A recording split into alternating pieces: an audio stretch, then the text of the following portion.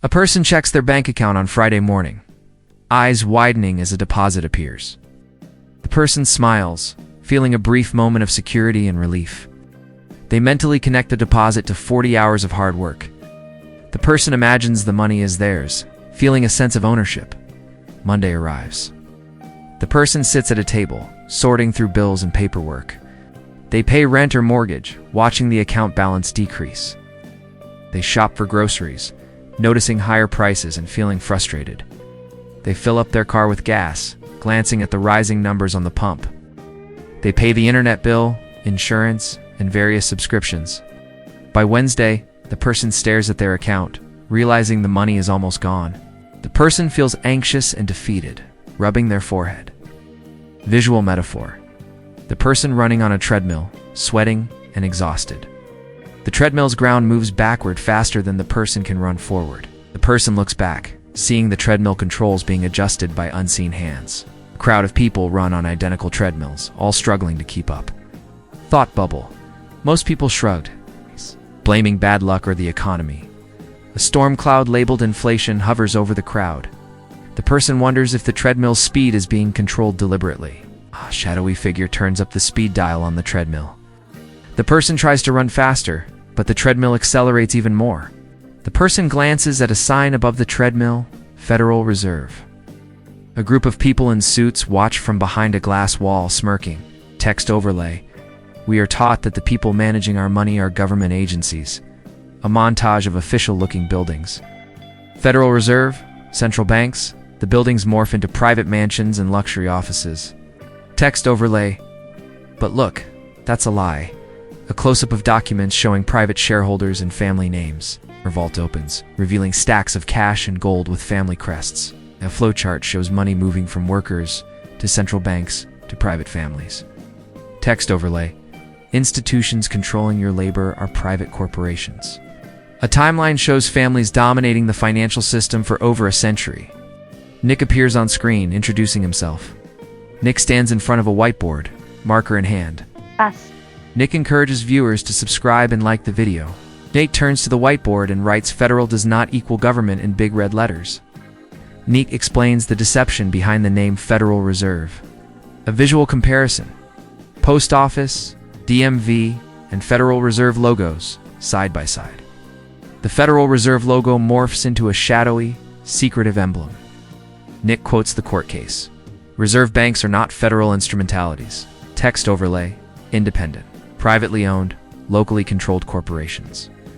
A visual of credit cards, houses, and groceries connected by strings to the Federal Reserve. A hand manipulates the strings, controlling prices and interest rates. Nick asks if it's a corporation. Who owns the stock? A split screen. Apple and Tesla stockholders celebrating dividends. A locked door labeled Federal Reserve stock, with a sign "No public access." A person tries to buy shares on Robinhood and NYSE, but is denied. A map of the United States, highlighting Federal Reserve districts. Banks within each district are shown holding certificates labeled Fed stock. A group of bankers gather, exchanging secretive glances and documents. Text overlay. The stock of the Federal Reserve Banks is owned by member banks. A final visual. The treadmill, now revealed to be inside a giant bank, watched over by private shareholders. Nick stands before an audience addressing them about the ownership of the Federal Reserve. Nick gestures emphatically, saying, "Okay, so banks own the Fed? Who cares?" Nick explains that it's not regulation but a cartel. Nick begins to recount a historical event, urging the audience to go back to 1910. Nick writes 1910, Jekyll Island on the board. A visual flashback to a train station in New Jersey in 1910. A private train car sits on the tracks. Blinds drawn, exuding secrecy. 7 men board the train car, their faces serious and determined. Nick narrates that these men represented 25% of the world's wealth. Portraits of Nelson Aldrich, Frank Vanderlip, Henry Davison, and Paul Vorburg appear. Nick identifies Aldrich as a senator tied to the Rockefellers. Nick identifies Vanderlip as representing National City Bank of New York. Nick identifies Davison as a senior partner at J.P. Morgan. Nick identifies Vorburg as representing the Rothschild banking dynasty. The train travels south, passing through landscapes toward Georgia. The men arrive at a private hunting club on Jekyll Island. Inside the club, the men use code names and avoid last names. The group sits around a table, papers and pens in hand, deep in discussion. They remain at the club for 9 days, working in secrecy. Nick explains the secrecy. They are writing the Federal Reserve Act. A visual comparison.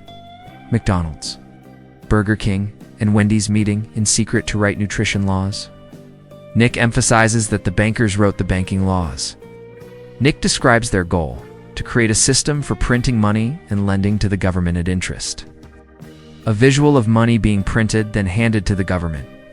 Taxpayers are shown burdened by the bill, Nick states, and they succeeded. Nick wipes the board clean and writes the families. Nick asks, "So who owns it today?" Nick explains the lack of transparency about individual ownership. A list of banks appears: Citibank, JP Morgan, Chase, Goldman Sachs. Nick questions, but who owns those banks? A visual of corporate papers, then morphing into human hands holding them. Nick traces the lineage of major shareholding banks. Family names appear: Morgan, Rockefeller, Warburg, Rothschild. A timeline shows these names recurring over 100 years. Nick clarifies that it's not a smoky room of men laughing, but something more institutionalized.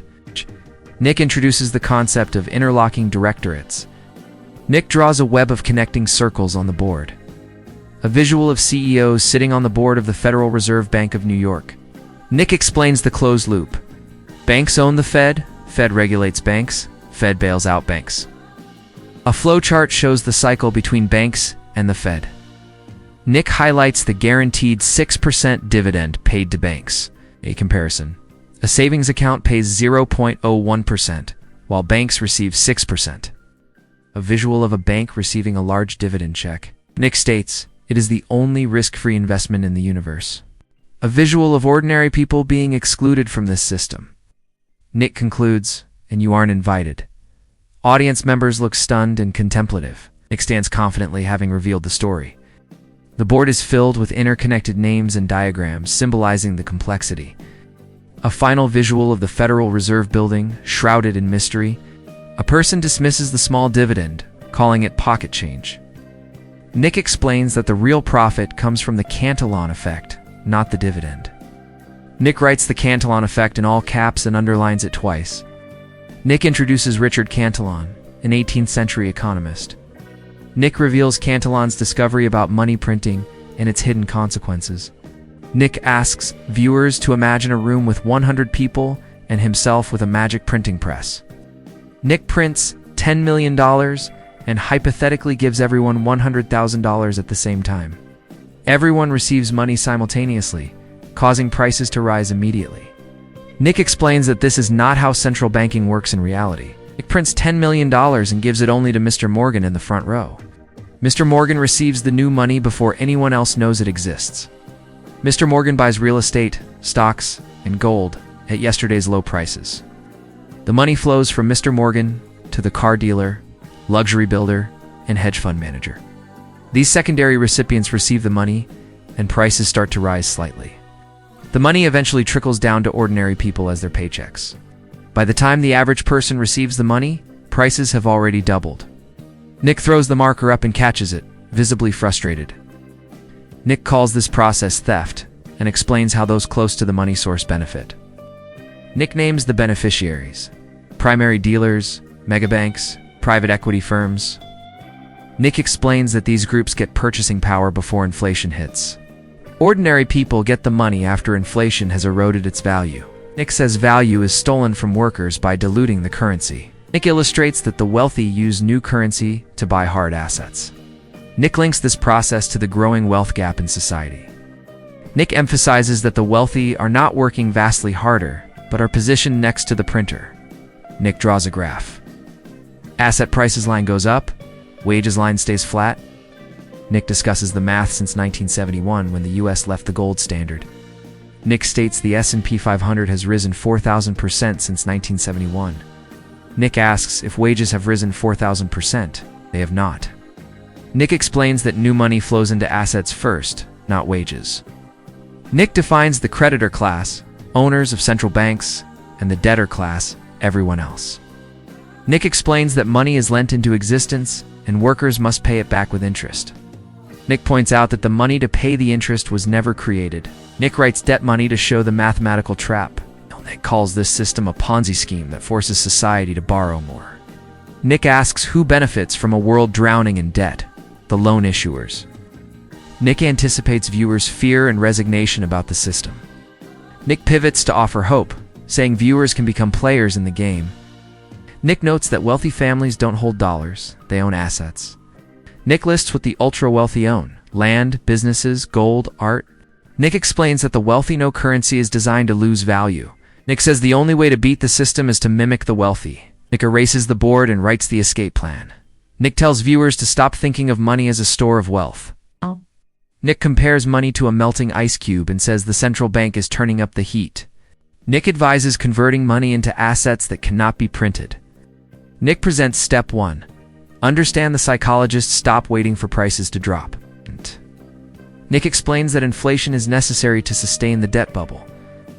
Nick says house prices will keep rising because the dollar is losing value. Nick presents Step 2. Become the bank on assets that generate income. Nick suggests owning dividend stocks and real estate for rental income. Nick says to be the landlord, not the tenant, when rents rise. Nick presents Step 3. Opt out of the system. Mentions Bitcoin and gold. Nick explains that Bitcoin and gold have no counterparty risk and can't be diluted. Nick says gold exposes central bank incompetence. Bitcoin exposes their obsolescence. Nick acknowledges the heaviness of the topic and the temptation to ignore it. Nick warns that the government is funded by the central bank and politicians work for the printers. Nick references the families who set up the system in 1910. Morgans, Rockefellers, Warburgs. Nick says these families built a moat around their wealth, but the drawbridge is down now. Nick urges viewers to recognize the tilted playing field and stop saving in cash. Nick advises against trusting CPI numbers and encourages accumulating assets. Nick urges viewers to educate themselves on financial history. Nick puts the cap back on the marker with a loud click. Nick concludes by saying the system is designed to keep people broke. Nick tells viewers not to let the system extract their time and convert it into wealth for others. Nick asks viewers to share the video to wake others up. Nick signs off. I'm Nick. I'll see you in the next one.